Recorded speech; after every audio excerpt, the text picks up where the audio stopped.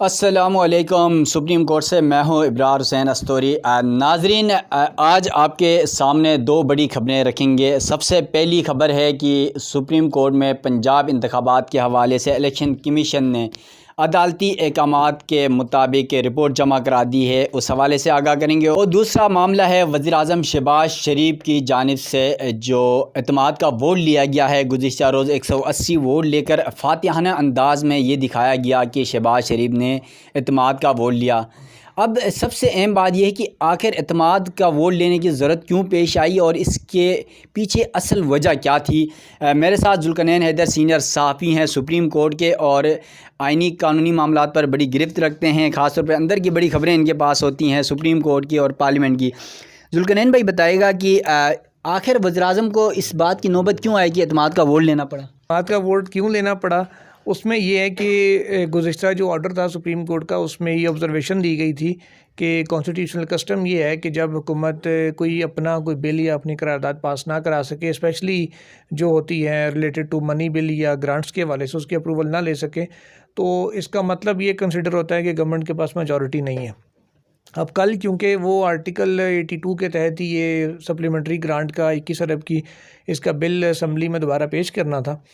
تو وہ اس بل کو نہ صرف اسمبلی سے مسترد کروایا گیا بلکہ اس کے ساتھ ہی اس آبزرویشن کا جواب دینے کے لیے کہ وزیر اعظم کو پارلیمان کا اعتماد حاصل ہے، اعتماد کا ووٹ وزیر اعظم کی جانب سے لیا گیا۔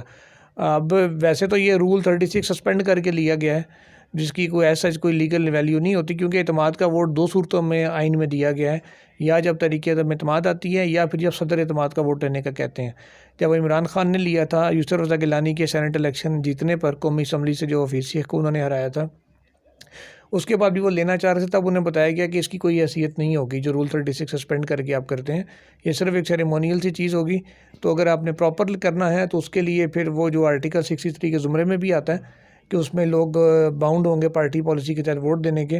اس کے لیے پھر کہا گیا تھا کہ صدر مملکت آپ سے اعتماد کا ووٹ لینے کا کہیں۔ پھر صدر نے خط لکھا تھا وزیر اعظم کو کہ آپ اعتماد کا ووٹ لیں آفٹر دس ڈیفیٹ، تو پھر یہ انہوں نے لیا تھا۔ اور لیگل ویلیو بیسیکلی اس کی ہوتی ہے، یہ بیسیکلی اس آبزرویشن کا جواب دیا گیا تھا۔ اور اس اعتماد کے ووٹ میں بھی اگر آپ جو تحریک انصاف کے 22 منحرف ارکان تھے ان میں سے 10 نے ووٹ نہیں دیا تھا، کل اعتماد کا ووٹ نہیں دیا، اگر باقی 10-12 ووٹ آپ نکال دیں تو 180 میں سے 172 چاہیے تھے، اگر آپ 10 بھی نکالیں تو 170 بچتے ہیں۔ اچھا ذوالقرنین بھائی، یہ تو بات ہو گئی وزیر اعظم کے اعتماد کے معاملے پر جو ووٹ لیا گیا، اس سے دوسری سائیڈ میں گزشتہ روز بھی ملک میں ایک ساتھ انتخابات سے متعلق کیس کی سماعت ہوئی۔ سپریم کورٹ نے مناسب حکم جاری کرنے کا بھی کہا ہے، اور سپریم کورٹ میں ایک خاص طور پر لوگوں میں ایک تاثر ہے کہ کل سپریم کورٹ نے معاملہ نمٹا دیا، حالانکہ پنجاب انتخابات کا معاملہ بدستور موجود ہے۔ کیا سمجھتے ہیں کہ وزیر اعظم یا حکومت کے خلاف یہ تلوار ابھی بھی لٹکی ہوئی ہے؟ دیکھیں، وہ علیحدہ کیس تھا، یہ علیحدہ کیس ہے۔ وہ ایک کانسٹیٹیوشن پٹیشن نمبر 5 کی امپلیمنٹیشن کا بینچ ہے، 3 رکنی جو اس کو امپلیمنٹ کروا رہا ہے، اور ساتھ ہی یہ والا جو ہے یہ الگ ایک کانسٹیٹیوشن پٹیشن ہے نمبر 9، جس کا پٹیشنر بھی الگ تھا کہ ملک بھر میں ایک ساتھ الیکشن کرائیں۔ اس کے اوپر سیاسی جماعتیں مذاکرات کر رہی ہیں، کامیاب ہوتے ہیں تب بھی، نہیں ہوتے ہیں تب بھی۔ جو دوسرے کیس پہ سپریم کورٹ کا آرڈر ہے وہ تو انٹیکٹ ہے، وہ آرڈر تو سپریم کورٹ نے واپس نہیں لیا، وہ تو انہوں نے بلکہ یہ بھی کہا تھا گزشتہ اپنے آرڈر میں کہ وہ برقرار رہے گا، وہ اس کو ہم نہ ہیلڈ ان ابینس کر رہے ہیں، مینس کے سرد خانے میں بھی نہیں ڈال رہے، اس پہ عمل درآمد بھی نہیں روک رہے، اس کو سسپینڈ بھی نہیں کر رہے، نہ وہ اس طرح کسی پروسیڈنگ میں کیا جا سکتا ہے۔ کل بھی ہم نے اپنی خبر بھی دی تھی بلکہ کہ وفاقی حکومت کو اٹارنی جنرل نے تجویز کیا تھا کہ آپ ریویو فائل کریں، لیکن اٹارنی جنرل آف پاکستان کی تجویز کو کابینہ نے مسترد کر دیا، کہا کہ جی